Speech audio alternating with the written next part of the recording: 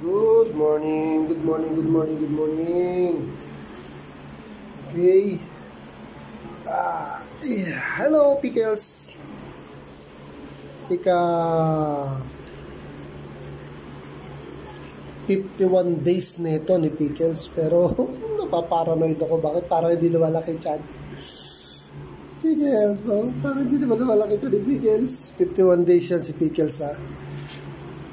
So, sa 16 ang expected ko na manganganak to. So, meron pa siyang 2 weeks. Mahigit. Sana nga, lumaki pa. Sa tingin ko naman, oo. Paparanoid ako, syempre.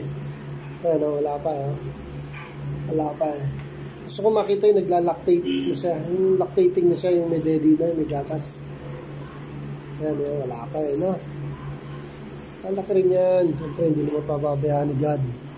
Tapos ito si Cotton, ito ang problema ko. Kasi ang due date nito is September 23. So, meron pa siyang 22 days. Kaya lang talagang wala akong makitang progress sa katawan niya. Kasi napakabata pa, napaka-early pa para sabihin lalaki yan siya. Hindi pa talaga lalaki, 23 days pa, eh. Hindi pa talaga lalaki siya nito. Dito lang muna ako nag-concentrate. 15 days na lang, pero parang hindi naman lumalaki siya. Hi God, please.